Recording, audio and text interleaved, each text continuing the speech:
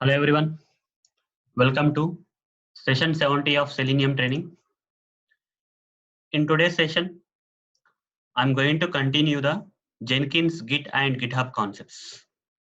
In the last few sessions, I explained how to install and configure Git, GitHub and Jenkins, right? And I also explained how to run this local code from Jenkins. So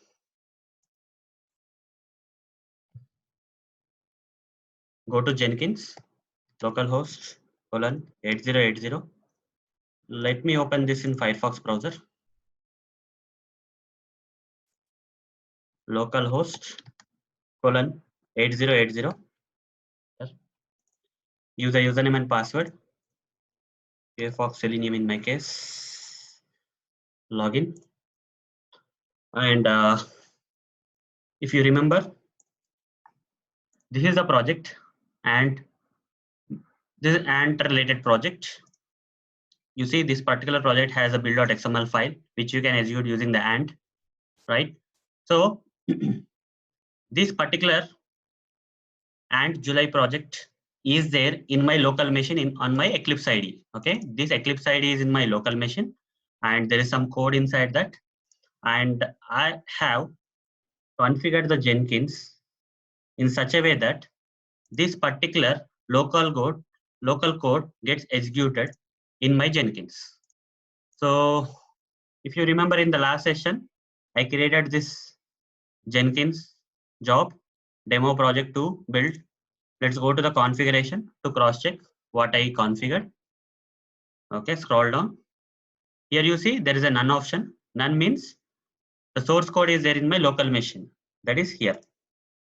The source code is, the source code is here.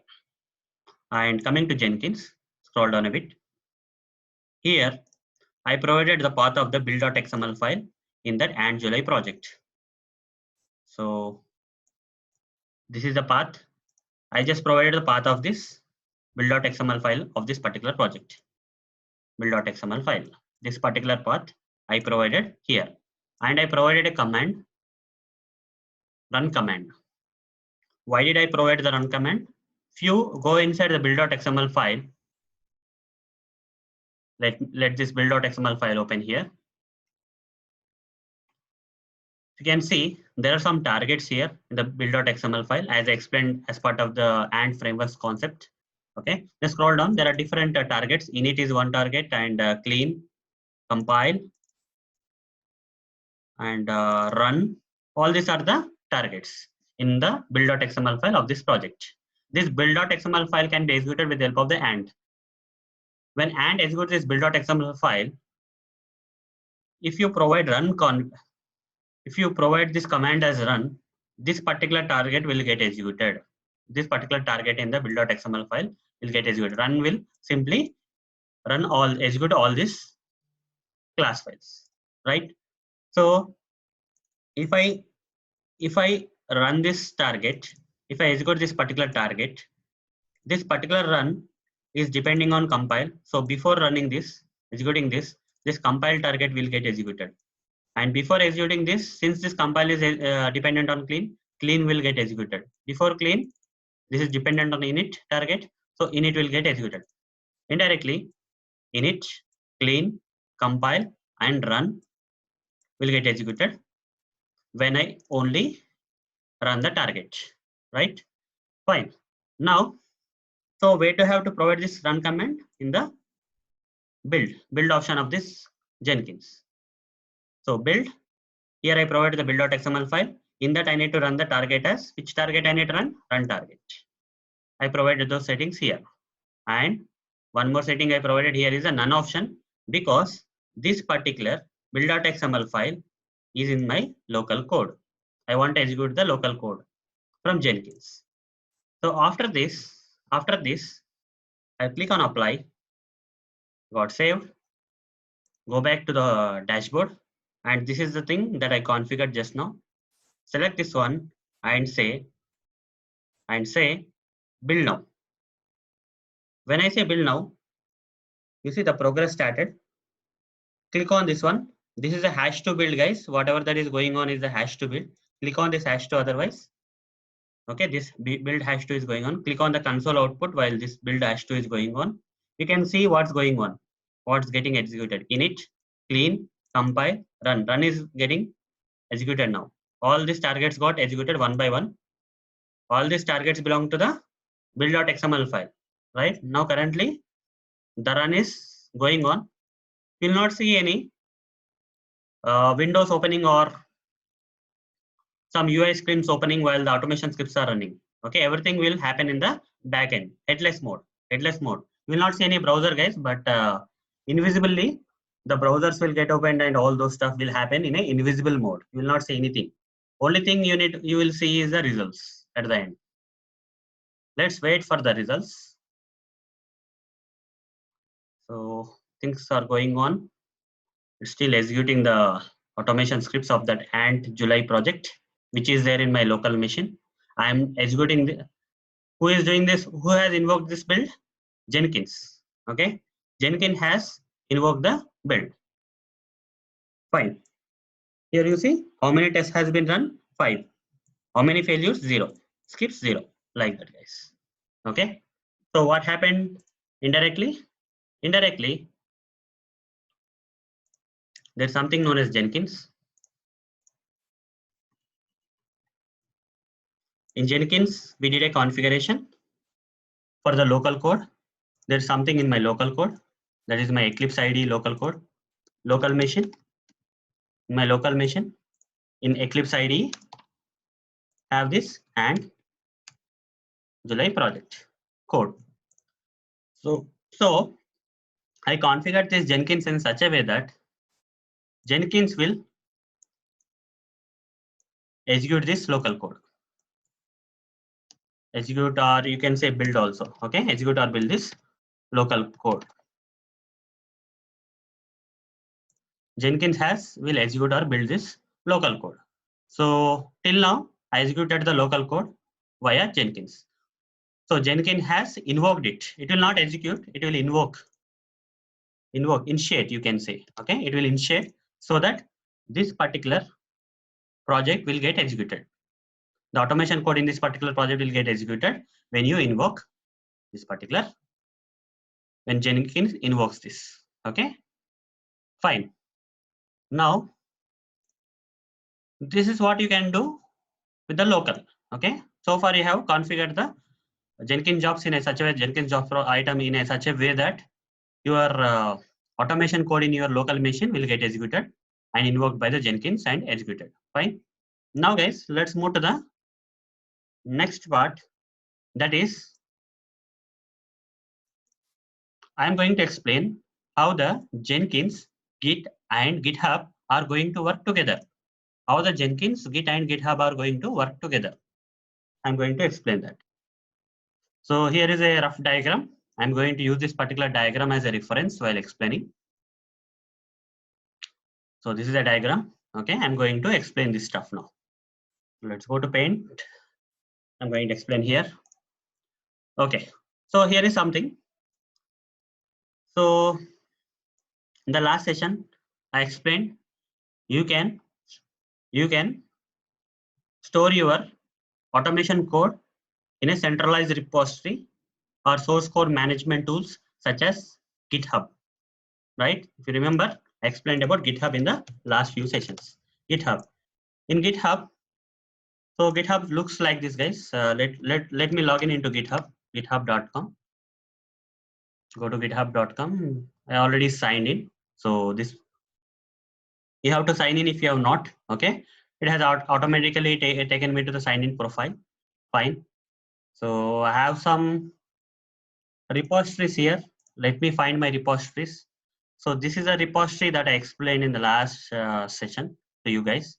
So in this repository, there is some automation code already, right? There is some automation code in this particular test repository in my github.com. So this github.com is storing this automation code on the online. Okay, it's not there. This particular automation code is not there in my local machine. Rather, this GitHub is storing this automation code in Where guys? In the online. Okay, in the cloud you can say online. Okay, as a data it is storing. That's why. So now, so here this is nothing but GitHub. You can say GitHub repo or something, repository, one of the repository in GitHub. And what does it have? It's nothing but a, what you call this? It's nothing but a centralized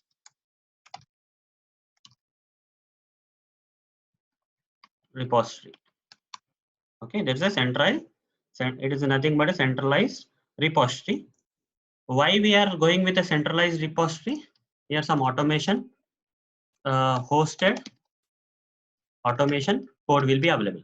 Okay, there is some, we have hosted some code in the GitHub repo. One of the GitHub repo, I have hosted some automation code. That is nothing but this one, guys. This is one of the hosted code in the this particular test repo of github.com. So why I'm doing like this? Why I'm storing this? I am hosting this automation code in the GitHub repo. The main reason here is all the team members want to work together in a collaborative manner. Okay. So all this, let's say there are 3 people in the project. This guy is Mr. A. This guy is Mr. B. And this guy is Mr. C. Okay. There are 3 people, team members, who are assigned to the work on the same project. As part of this project, they are automating their project to which they are assigned. Now these 3 people are collaborating with each other. That is, they are working on the single automation code. That's the reason Mr. A cannot keep the local code with himself. Mr. B cannot keep the local code with himself. Mr. C cannot keep his local code with himself. These 3 people need to work together. So together they are using this GitHub repo as a centralized repository for hosting their automation code. And as explained in the last sessions, they are able to work together. Fine. Now, these 3 guys need to either download this code into their local machine or push this automation code into the centralized repository. Right? Check in, check out, update. You remember in the last session I explained, right? All those 3 operations. They have to do it here. So downloading or uploading. They do uploading and downloading of the code from their local machine to the centralized repository and centralized repository to their local machine. Similarly, Mr. B also has to do the same stuff, right? Whatever he works on, he need to upload the code or download the code based on his requirement. Similarly, Mr. C also does the same thing. These 3 people need to do the same thing.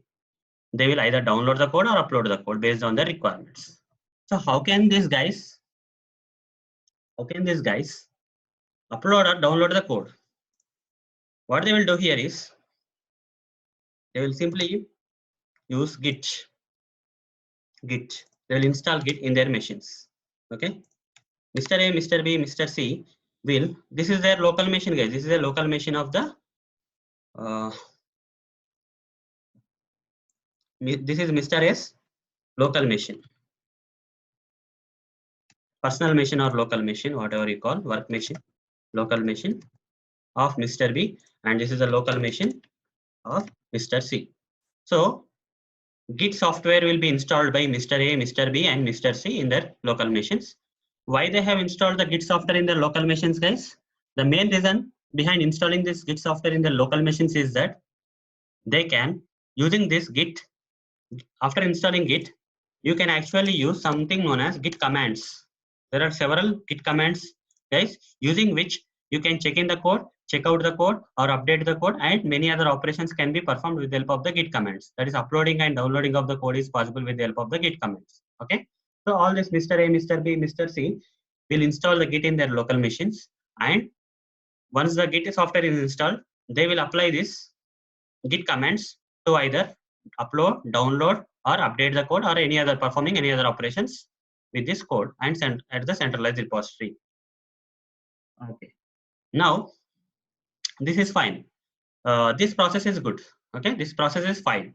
You are able to upload the code, download the code, and all those stuff you are able to do. But guys, As part of continuous integration, we need something known as Jenkins. Okay, this Jenkins, we'll configure some jobs in Jenkins. Okay, some job items in Jenkins in such a way that Jenkins will invoke this automation code. Why Jenkins will invoke this automation code? Because Jenkins, when it invokes this automation code will get executed, right? Will get executed. And when does the Jenkins will invoke this automation code? It depends on us, guys. Okay, depends on your project. If you want to execute this automation code on a daily basis, for example, on every day morning 5 a.m. or 2 a.m. Okay, around 2 a.m. If you want to invoke this automation code, if you want to execute this automation code, you will not be available, right? By the time at 2 a.m. you will be sleeping, guys. Okay, so instead you will assign this particular job to Jenkins. Jenkins will remember. It's like a setting an alarm, guys. Okay, so in Jenkins you will configure something that Jenkins will go and invoke this automation code at 2 a.m. So such kind of configurations you will do in the Jenkins, and this is one angle. And other thing that you can do with Jenkins is that whenever someone modifies the automation code, okay, modifies the automation code at the centralized repository, either Mr. A, Mr. B, or Mr. C, anyone in the team, when they modify this automation code, Jenkins should get an update of something got modified. You can even configure Jenkins in such a that it can poll this automation code whenever something changes. It keeps on polling and find out. Jenkins can find out whether some automation code got changed or not. Whether this automation code in this repository got centralized repository got updated or not. If it updated, it can run. Based on our configurations, we can invoke this automation code when someone updates, or you can also schedule the Jenkins such a way that at a regular time, Jenkins can invoke this automation kind and execute the code. It depends on you guys how you create the jobs in Jenkins and all. You want to schedule or run the code on a updated basis. It's up to you. Based on your organization needs, you can do that. Okay. Okay. So most of the people, what they do is they will run this automation code during the night hours, guys. Okay, mostly like in the night hours, in the sense whenever you leave from the office, right? When you are not working on any of the applications, at that time Jenkins jobs will be running on this automation code, and by the time you come to office in the morning, you will see all the reports given by Jenkins, guys. Okay, you don't have to sit before the system or set an alarm and woke up in the mid of the nights and run this automation code. Instead, you just uh, assign that particular job to Jenkins. Jenkins will invoke this automation code at the appropriate time and get the results ready by the time you step into the office in the early morning. Okay. So based on the issues we see in the Jenkins reports, we may further investigate our automation code and see what are the fixes or changes that you have to do. Or you can even, whenever you see some issues reported by the automation code, you can even report the issues in your project. Whatever, it's up to the project, guys. Okay. Fine. Now, one question, guys, here. So far in our local machines, what did we install? We only installed the Git software, guys. Only one software that we installed so far is nothing but Git in our local machine. Did I install Jenkins here? Or do I have to install the Jenkins in my local machine? Is it required for team members to install the Jenkins in your local machines? No, guys. In real time, you don't have to do that. For demo purpose, I have Jenkins installed in my machine. For demo purpose, I have Jenkins installed in my local machine, but in real time, this is not the case, guys. You don't have to actually install Jenkins in your local machines. Okay. So then who will install the Jenkins?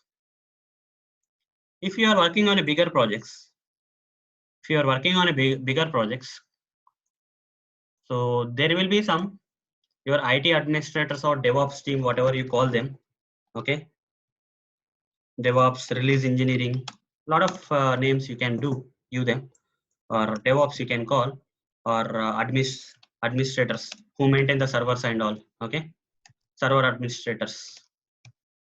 It depends on your company roles. Okay, these guys will assign a separate server or a VM machine in your organization, and they will install or configure Jenkins in this particular server machine and provide this particular URL to you guys. Okay, you don't have to install Jenkins your machine. Okay, Jenkins will be provided by your administrators. In real-time environment, you should not install Jenkins your local machine. Jenkins will be taken care by your company. Okay, company administrators or project level people will keep this Jenkins aside in a separate server and provide the access details to you. Okay, so this URL of this particular server machine where the Jenkins is available, you may not see something like this, guys. You may not see something like localhost 8080. You may not see. Instead, you will see some IP address colon 8080 or whatever it is. Okay, instead of localhost, you will see the IP address of the server here along with the port number. That thing your company people may provide you, and from there onwards, it's same, guys. When once you get this IP address of the server along with this, you can access the Jenkins and then okay. But you don't have to install Jenkins in your local machine. It will be installed by your company people in a separate machine. Jenkins. Along with Jenkins, these guys need to also install Git in their machine in the server. So two things. Why Git need to be installed? Without Git, Jenkins will not be able to invoke the GitHub. Git is required for Jenkins to communicate with the GitHub. Okay. Without Git, Jenkins cannot communicate with the GitHub, guys. Okay. So this is Jenkins. Something like this. Invoke the automation code. Jenkins will invoke the automation code based on the configurations that you have set. So without Git, Jenkins cannot invoke this GitHub. Communication between Jenkins and GitHub. If you want to see the communication between Jenkins and GitHub, in this server, in the same server where the Jenkins is installed, you should also install, your administrators or company people should also install Git. So this is the high level things, guys. So that you see in your real, companies. So GitHub, as you see, your company people will purchase a GitHub account. It may not be public like this, what I'm using. It may be a private account where the people who only have the access to this repository can actually see this code. Other people cannot see this code outside your organization or outside your project team. Okay, only the people your company provides the access can access this automation code in the GitHub, because they may purchase a license for GitHub and provide it to you so that you can access that. And there will be your automation code, and these are your local machines in your company, let's say, and you will be only installing Git for executing the Git commands for uploading, downloading, and performing other operations on this GitHub automation code, hosted automation code. And Jenkins, your administrators will be installing with the help of Git for GitHub communication, and Jenkins you will configure that, and based on your configuration, Jenkins will invoke your automation code and execute the automation code. So no matter at what point of time, Jenkins can take this code and execute that. Okay, and invoke this code and execute that. So when you do some changes, it will take the modified code, guys. At that particular point of time, whatever the automation code is, that will be executed by Jenkins. So this is at a high level on how the Jenkins, Git and GitHub are going to work together. Fine.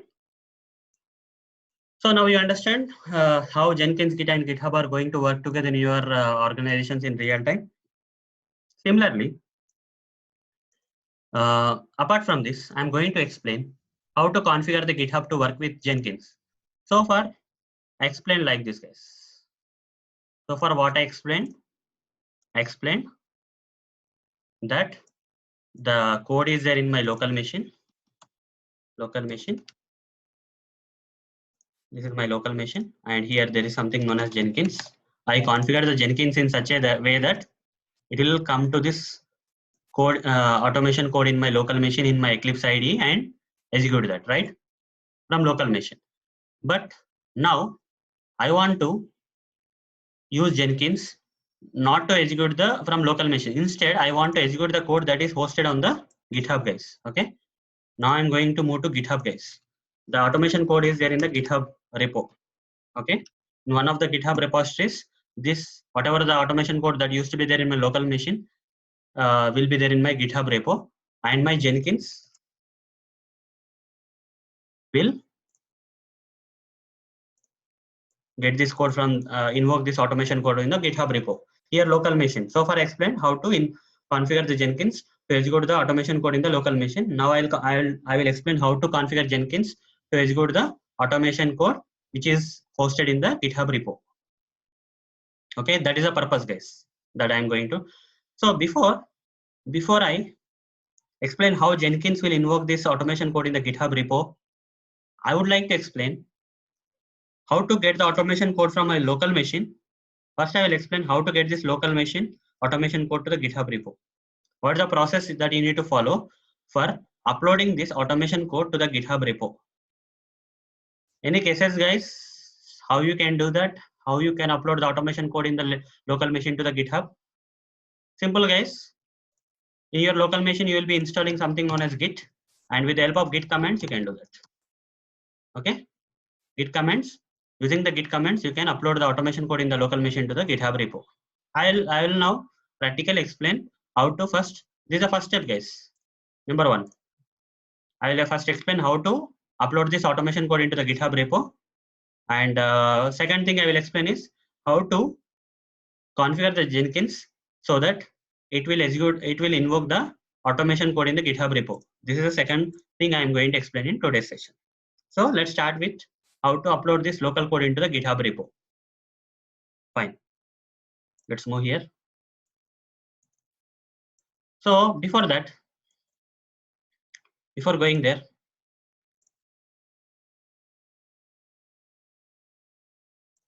I'll close all the stuff. Let me open. Let me go to github.com. github.com. It's already signed in. So where I have to go, guys? I'll go to my repositories. At present, I have two repositories. One is a live project repository, another is test repository. Ignore them. These are existing repositories. Now I'm going to create a new repository here. Apart from the existing repositories, I want to create a new repository here. How to do that? Click on the plus icon, say new repository, new repo, and here give a name, guys. Let me give the same name of this local this automation code I want to upload, guys. This is the automation code that is there in my local machine, which I want to get into this particular automation code I want to upload into the GitHub. That's my plan. So and July project something is there. So I will create the same thing and July project. Any name you can give, guys. It's not that you have to give the same name. Okay, I'm just giving for reference so that it will match. Okay, some repo I added at the end. You can add or you can leave it, not a problem. You can give any name here, no issues, no restrictions. I just gave for the matching purpose. I can only give public because I have not purchased the GitHub license. And apart from that, I will keep this instead of creating an empty repository here. Instead of creating an empty repository which I have shown in the previous sessions, now I'm going to create a repository with at least a single file that is like a README file. Okay, you can go with this or you can ignore this, up to you. But it's better that in this example you can have this option enabled so that you will get an additional README file, README dot some PDF file, I guess, which will be there by default in this newly created repository. Instead of creating an empty repository, I'm just adding this README file of this GitHub. For sample file, you can say you can treat this as a sample file, guys. Click on create repository. So now the repository got created and July project repo got created. And is this repository empty, guys? No, it has a one file, readme.md. Readme dot, it's not PDF file, guys. It's a .md file. Okay, you can read it if you want. Fine, it's a sample file, guys. So don't worry about that. You don't have to understand what actually this file is all about. It's for sample purpose. I selected this option so that you can at least see one single file instead of an empty and whatever repository that got created here. Fine. Now, guys, the next step that I have to do here is in my. Let me delete all this stuff, whatever that is there. So it's not getting deleted. I'll This is open, I guess. Okay, let me delete this folder. I don't need this. Okay, fine. At present, only 2 folders are there here in my D drive. I'm going to create a new folder. Okay, you can also create that, guys. What if you want to maintain all the GitHub repositories in your local machine, you can create any name. I will give some relevant name. You can give any name. GitHub repos. Okay, it speaks right. GitHub repos. This is a place where all the repositories in my GitHub can be. I want to store in my local machine. Same instance that is there in the GitHub, online GitHub, I want to maintain in my local machine. Replica of them, which are there in the github.com. I want to maintain that in my local machine in this particular folder, GitHub repos. You can also create anything, any name you can give for this folder, not an issue. Now, guys, I don't have anything here. Now, guys, in the last sessions, I already installed one software known as Git. If you remember, Git. If you have installed Git software, you will get this Git bash option, right? Now what you are going to do here is, in this GitHub repos folder, right click here and say select git bash here option. Select git bash here. So what's the advantage of opening the git bash here? By default, it will go to this path and open, guys. You don't have to again navigate to this path. This particular path, you need to be there at this particular path. How to find the present working directory where this git bash is here? How to find out where exactly the git bash is available, is opened or something? What is the current path that is there in the git bash? For that, you have a command called pwd, guys, present working directory. Git bash will tell you the path in the D drive GitHub repos folder. This is the current path where this git bash is currently located at. That's fine. Now let's move to the next one. This is done. Now let's take the clone of the existing repository in the GitHub. Just now I created a GitHub repo, right? And July project repo kind of thing. So click on this. This is nothing but the repo which I recently created, the latest one. Now here, in this particular path, if you don't want to go directly here, for example, if you want to come from the base, go to your repositories. Here you have 3 things. This is the repository that I just now created. So click on this repository which is created just now. This is a path. Now scroll down. Don't need to scroll down. Here you are seeing in this particular repository path, you are seeing something known as clone or download option, right? Click on this. Let's clone the whatever the files, whatever the repository. I want to create a replica in my local machine. For that, click on this clone or download. So clone with HTTPS option is there, and copy this clone. This is a copy option, guys. It will copy this complete path. Okay, it will copy the HTTPS path of this project repository. Copy this. Click on this. This is a copy icon. This will copy this path. Now here, guys, at present there is nothing in this GitHub repo. Now, guys, when I say git, there is a command known as clone. Okay, git is a git software related command, and clone is a command which will download the complete automation code in the GitHub repository to your local machine. How it can download, guys? You need to provide the path of the repository here. Git clone path of the GitHub repository you need to provide. That is the HTTPS path of the cloning path of this clone with HTTPS path. This particular path you need to provide here with a command associated with git clone path of the repository. When you say git clone and enter, at present there is nothing, and I didn't press enter here.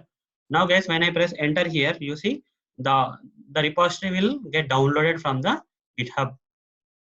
In my local machine, you see and July project repo folder got created, right? This particular project or repository got automatically downloaded from this place. So what are the files that are available in this repo, guys? Only readme.md file is there. Let's see whether in this particular and July project repo any files are there or not. You see readme.md files are there. Are there any other files apart from the readme.md? No, right? You cannot see them because another file will also be available here. That is nothing but a hidden file, guys. If you want to see that hidden file, click on view here. This is Windows 10. how to enable the hidden files in Windows 10. You can just click on view and select the hidden items. You see, you'll get a .git folder. .git folder. Repository folder will have this .git, guys. Okay. GitHub repository folders will have this .git automatically. If you will not by default see this .git, if you want to see, you have to select this hidden items. Let that be option be available like this. Now, guys, this particular automation project code got got downloaded with the help of this command called git clone URL of that particular repo in the available in the GitHub. That's fine. Cloning into your some place and all those stuff. That's fine.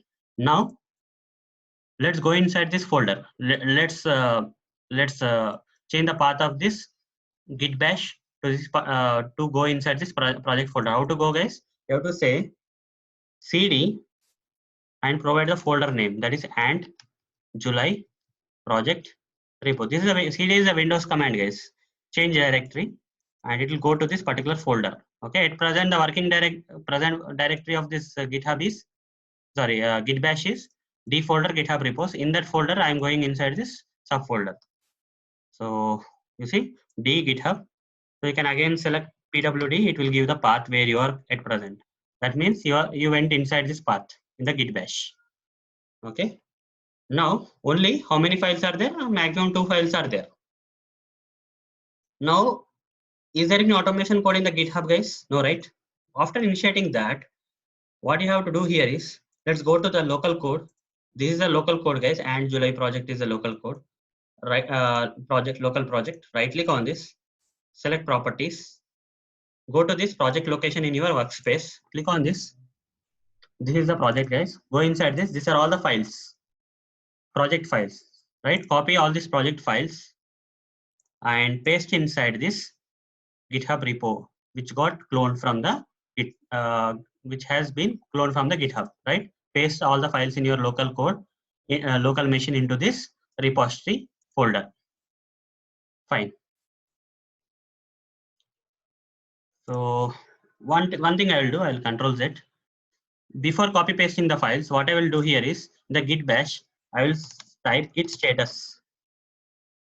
So what when I say git status, it will check whether any other modifications has been done to this repository or not in your local machine. Okay. So no changes have been done, guys. These things were downloaded from the GitHub, so no changes were there. No new files got added or no new files got modified here. So it says git status. It's in sync with the master branch. That is master branch is nothing but this repo, guys, in the github.com. Okay, there's no changes with the local repository folder and the GitHub repository folder. So your branch is up to date with origin master, nothing to commit, working tree clean, something will come. Now let's, in my local machine, I'll copy this code in my local machine and paste into this repository. Okay, cloned repository, I will copy paste. Now I added some files. I modified this project after cloning this project from GitHub. I modified this project by adding the new automation code into this.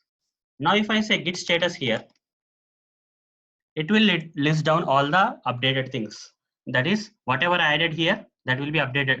That will be shown here. .class path. This is added just now, right? I copied this from the local code and pasted here in this local repository folder. Project is there here. .settings here. Bin / this one. Build.xml this one. Drivers this one. Libraries. Report. SRC. And test output. Like this, all the folders which I just added, modified in this particular project, got listed down by the git bash. Now, what I have to do here is, here you can read a command, guys. After git status, it's saying like this: nothing added to commit but untracked files present. That means these are the modified files. It's saying that these are not committed yet. Committed means approved to. You need to approve first before uploading these modified files to the github.com. You need to first approve them. Okay, approve them. How to add and approve them? So simply, first what you have to do is, you have to add these files, guys. Okay. For example, if I want to upload only this .project file or this what you call this bin folder, what I will do here is git add. I will say bin. This will only take this change. Okay. Remaining things will be ignored. They will not be considered for uploading. But if you want to upload everything, all the changes if you want to upload, instead of bin, you have to simply say dot. Okay. If you have decided to upload all these files to the github.com, you have to trigger a command called git add dot. When you say git add dot, you see the files will get added to the buffer, guys. In your still these files will be there in your local machine, but you have added these files to be ready for committing. Okay. There is another step called commit, guys. So if you want to commit, first you need to add these files to the temporary buffer place. From there you can commit them. Commit means confirming, like approving for uploading. Commit means approving for uploading. Before committing, you have to add these files and make these files ready for committing. And after these files are available for committing, then you can upload the automation. Upload these files. Whatever the files you added, you can upload. Now, let's trigger the command again, git status. You see, all these files are now added to the committing part. Okay, committing green color. Now, if I say git commit -m, here I will type uploading the local automation code to GitHub repo. GitHub commit -m, uploading the local automation code to GitHub repo. So here, these files are made ready for committing, guys. Okay. So commit will do the two things. One is that it will approve these files for approve means it's like before confirmation kind of thing. Okay. It will confirm that you are ready to upload these files. Second thing is that it has to maintain the version, guys. Git will maintain the versioning. That means tomorrow again you may commit different files. Day after tomorrow you may commit different files again, right? You need to keep track of things that you are updating on a day-to-day basis. So other people, when he comes and sees, he will read this command, guys. Somewhere in the repository, in the GitHub repository, will see this command saying that on this particular date, so and so person has uploaded this. So and so person has uploaded this files. For that, some version need to be provided. Version and reason for version, all those things need to be provided. For that, you have to say git commit -m, uploading the local automation code to GitHub repo. Click on this. Okay. So it's asking you, please, before committing, it's asking you, please tell me who you are. Git bash doesn't know who you are. Okay, as a person, who you are, because in committing, it has to maintain who has committed it and what is the reason behind committing this particular newly modified or added files in the repository, all those stuff. It has to maintain all the info, but this particular info is not available with them. Please tell me who you are. For that, guys, there are two commands. That is, you have to run these two commands, guys. Git config - global user.name, my name, and git config - global user.email, my email address. I have to trigger these two commands. Git config - this is like you are telling the git bash that you are identifying yourself. Okay, who is running all these commands? Git commit, git status, all these commands. Who is running? Git bash need to identify, right? And it has to keep a record of who did the changes and all those stuff. For that, you need to identify yourself. Not to identify yourself, you need to give your details here. Okay, I'm giving user.name as Arun Motori, my name, and git config - global user.email. These two things you have to provide. I'm providing my email address @gmail.com. Done. This is done. Now, guys, so last command git commit got failed as git bash doesn't know who you are actually. Now let's run the old command. So don't have to type again, guys. Simply press up arrow to get the previous commands. This is the latest command you type. Again press arrow, it will go to the other previous command. Now it came to the git commit -m uploading the local automation code. I didn't type it, simply I went back to the history and used it. You see, something happened.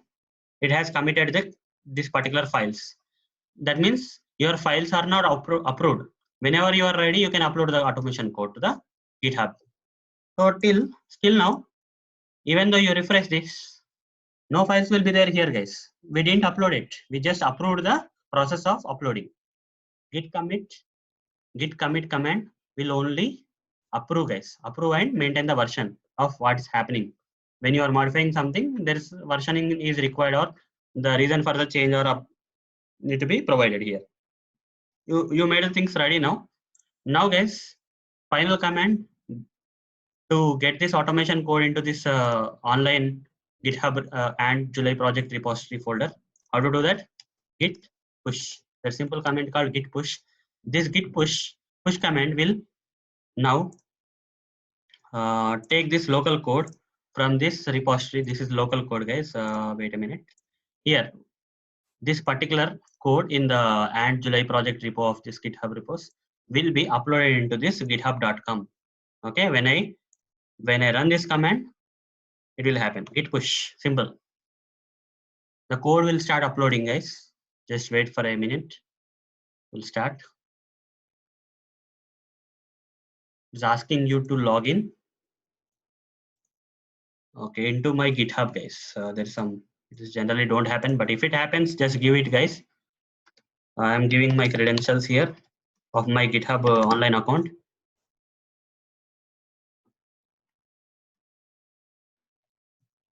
Okay, said login. Let's see whether it will start or not. Yeah, it's uploading, guys. Okay, I just provided the credentials of this github.com. Okay, since it asked. Writing objects, it's uploading the automation code from this particular repository to the GitHub now. So once this is completed, I will refresh this URL so that you can see all the files available here. So 17% done. So all 100% should be done so that you can see all the automation code in this GitHub repo of github.com.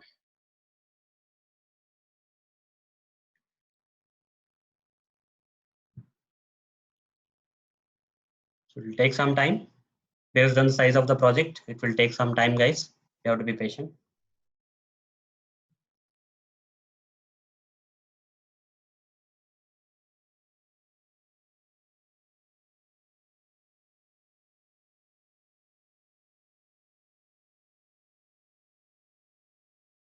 Yeah, done. 100% done. So now go to the github.com. So far only readme.md was there. When I refresh this repository, you see all the automation code that was there in my local machine got uploaded here. This is the process, guys, for uploading the automation code from your local machine to the github.com. Using which commands? I used a lot of git bash or git commands. I used pwd, sorry, this is on git status, git add dot to add all the files, to add all the files for committing purpose. Once committed, all the files were added. Git commit -m is another command I triggered here. And after that, I said, once the things are ready, I identified myself. This thing you have to do only once, guys. Okay. Git config --- global for identifying yourself. You have to identify only once. You don't have to do this repeatedly. Only once you may be required to do this. After this, this git bash will not ask you to provide these things, okay, anymore. Now git commit. After committing, confirming and approving and versioning and updating all those things, you will simply upload the automation code to the github.com repository in the github.com. And after uploading, you simply refresh this repository to see the uploaded code. That's fine. Step 1 is done. So now we are done with this step 1, guys. I have used some different git commands to upload this, to get this local code to this GitHub repo, one of the repository in the github.com. Now second thing I am going to explain now is how to configure Jenkins to invoke this GitHub automation code, hosted automation code in the GitHub repo. Okay, how to configure Jenkins to invoke the hosted code in the one of the repository of the github.com. Fine, how to do that? Second step I am going to explain now. For that, guys, you need to go to Jenkins. How you will go to Jenkins? Let's start from beginning. Open this Firefox browser. So here, the real time you will give the, instead of local host, you will give the IP address 192.168.something.something you will give, and say your 8080. Local host means my local machine's IP address. It will take that. Since Jenkins is currently there in my local machine, I can give localhost. But in real time, you need to get this URL of the your Jenkins where your company people have hosted this Jenkins. Okay, colon 8080, and here you need to provide the username and password. So your administrators may create different profiles. Okay, for everyone they may create a username and password. So you will be provided with a Jenkins username and password. Like that, many people in your team will be provided with different username and password in general. So those username and passwords you need to use to log in to Jenkins. Okay, so now these are the older jobs. I'll create a new job. How to create a new job? Either you have to click on place here, or you can click on new item here, anything. So enter an item name. Give any item name, guys. I'll give and project and July. I'll give the similar name. You can give any name here. Project job kind of thing. Okay, Jenkins job kind of thing. I am giving. And I will select the freestyle project for now. And click on OK. A new job got created. Okay, you can go to the dashboard and see. And July project job got created here. It's kind of empty now. Nothing is configured here. Click on this down arrow and select configure. It will take you to the configuration. Now scroll down. General, leave all the general options. Okay, and scroll down. It will take you to source code management. In that, if your automation code is there in the local machine, you have to provide none, guys, right? But at present, my automation code is there in the github.com here. It's not in my local machine. Instead, it is in the GitHub online, like in the cloud, it is there. Online cloud, it is there. So this is a repository in the online cloud that this particular automation code is available. So here, I will not be selecting the local none option for local. Instead, I will select something called Git. Okay, since I want to run the invoke the automation code which is there in the GitHub. So Git option you need to select. Here I need to provide the repository URL of the Git. How to provide this repository URL, guys? Simply go to github.com. This is the repository, and July project repository is there. Okay, click on this if you are doubtful. So it will take you to the proper path. Copy this URL, guys. Okay. After clicking on this repository, it will take you to the repository where you can see the automation code. Copy this path and paste into this repository URL. It will take some time to remove this error. Okay, it got removed. Error got removed now. Now scroll down. This is the second step, guys. This is the first step. Sorry, the source code management. Just provide the github.com repository path like this. After that, scroll down a bit. Scroll down a bit. Don't worry, I am not going to provide any build triggers or scheduling of whatever any. I'm not going to provide anything. I'm not going to use periodical or polling options this time. Okay, simply I will manually build. Scroll down, build environment. Don't do anything here also.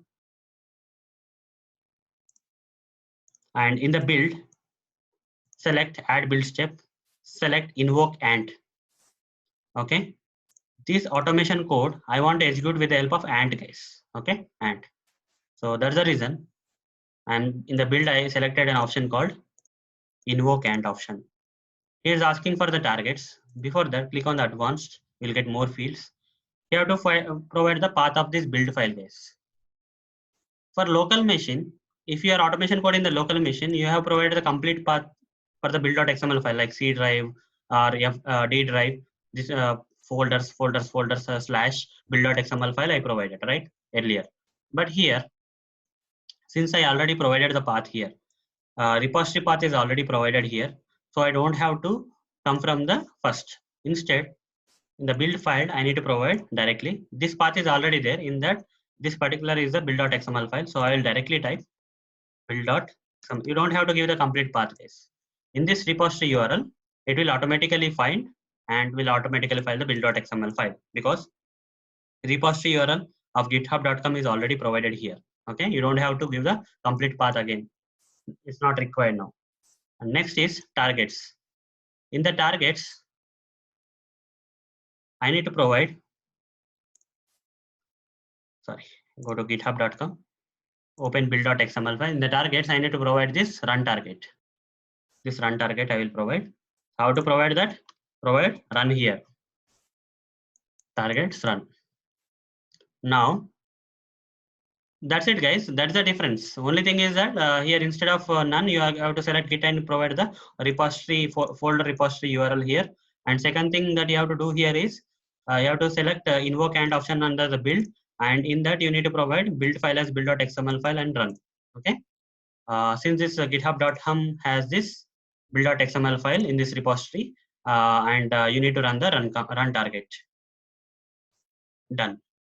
Now click on apply. It's got saved. Now go to the dashboard. I configured it. Now my automation code is like that, guys. How is my automation code? My automation code is hosted in the GitHub repository, and I have the Jenkins configured. From Jenkins, I am going to invoke the GitHub repo. How to do that? This is a Jenkins. Here, this is a newly created job which is configured to invoke the hosted code in the github.com. Click on this down arrow and say build now. You see the building started. Click on this. It's started. #1 has started. Click on #1. Console output. You can see what's going on in the background. Okay. Started by user fetching something of frame. Okay. It has started. It has started executing the targets. Init, clean, compile, run. It's now executing that.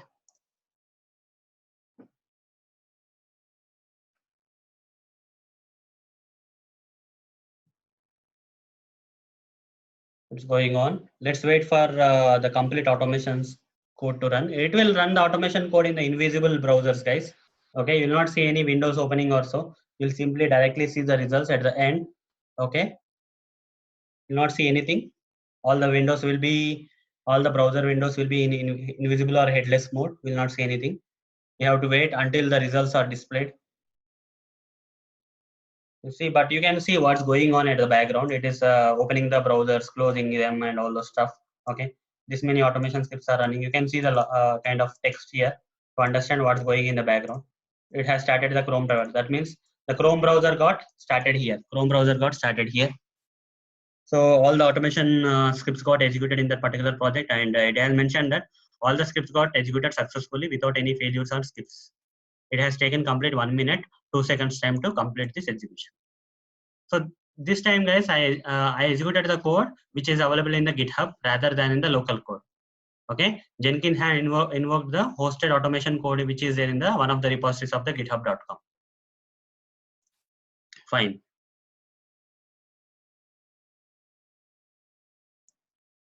Now, guys, so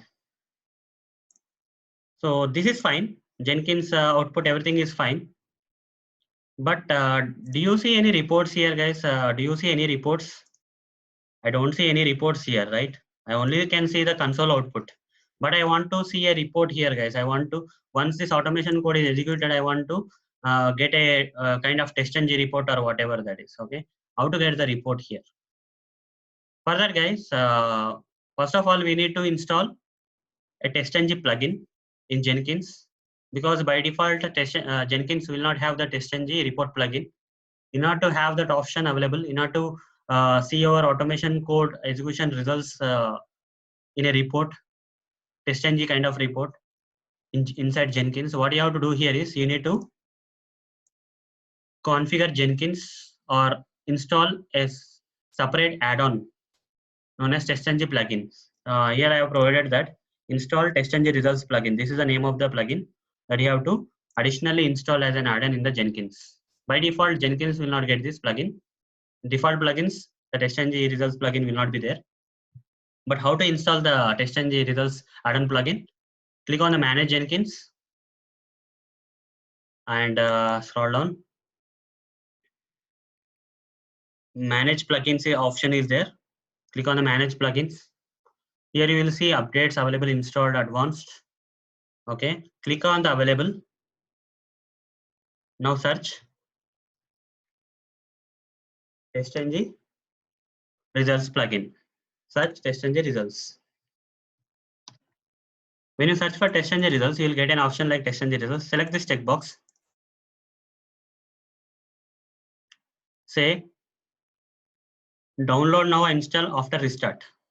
Select this option.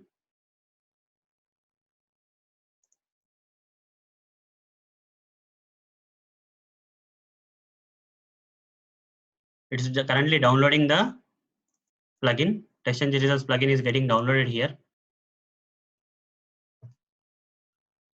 It has downloaded successfully. Now go to the Manage Jenkins again. Manage plugins. Click on available.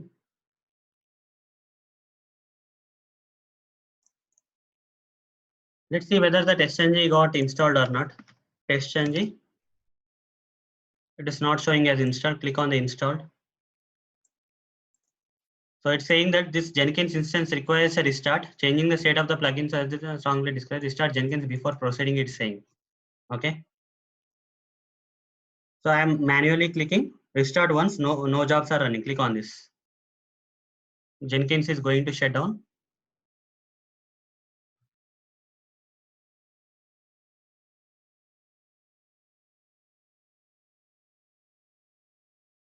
So it's restarting now. Please wait while Jenkins is restarting. Let it restart. So once restarted, the TestNG results plugin will be available for us, guys. You can see that.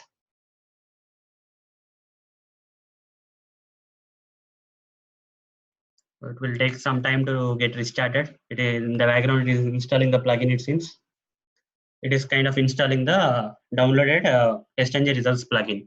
Let's wait for the plugin to get installed. So once installed, it will ask you to log in with your username and password.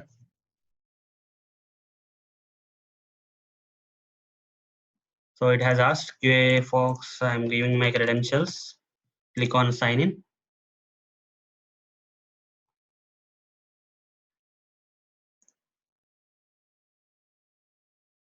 I'm signing in. It's taking time. Yeah, it got signed in successfully. Let's confirm whether the TestNG results plugin got installed or not. Go to Manage Jenkins and go to this Manage plugins. And here in the available, search for TestNG. So you are not getting anything. In the available, you are not getting any TestNG results. Earlier we got this, right? Now it's not coming. Go to install now. Now similarly search TestNG results. If you see this TestNG results plugin under the install, that means this particular plugin got installed. You can even see the uninstall option, guys. Okay, if you want to uninstall, you can uninstall from here. Okay, so I confirm now. Just now confirmed that the TestNG results plugin got installed. Now again, this is a #1 build, guys. Previous results. Now when I build it manually again, sorry. When you build it again, you will see the #2 build running. Okay, build now. #2 build will be running now. Will take some time to start. You see it. This is blinking, and you see the progress here. #2 build. This is #2, guys. #1 is the older one. #2 is the latest. Click on #2. Now you will not see any report. To see what's going in the background, click on the console output for now. So once the console output results come, here you will see a report called TestNG report, guys. You need to open that report to see the exact results in TestNG format. So let's wait for the execution to complete.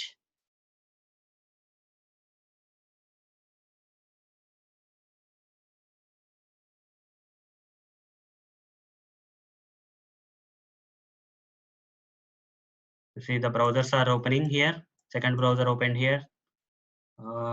This event saying which test methods are getting executed inside method 2b of the project, and method 3 of the project is getting executed here. This browser and this browser. So almost done it seems. It's kind of generating the results. So build successful. All the scripts got passed, it's saying, and failures are 0 and skips are 0, and it took 1 minute 6 seconds to complete the things execution. And refresh this once, or go to this project and see, did we have anything like this? We'll not get anything, guys, because I did a mistake here. Apart from installing the TestNG results plugin here, TestNG results plugin is not only required, we have to also do one more configuration in Jenkins jobs, guys. Okay, go to the dashboard. After installing the TestNG results plugin, you need to configure this project also. You have to change the configurations. I forgot this. Select this config option of this particular first job. It will take you to the configurations. Scroll down a bit. At the end, post build options is there. Scroll down. Earlier, we don't have this TestNG results option here. Once we have installed TestNG results plugin, then you will get this publish TestNG results option here. Select this publish TestNG results option here and say apply. Now again go to the dashboard and run this build now. Build now. So #3 will come. This time #3 will come with the results report, guys. Okay. So apart from installing the TestNG results report plugin, you should also change the configurations so that the report TestNG results report will be generated. #3, guys. Click on the #3. Console output. Okay, let it complete again.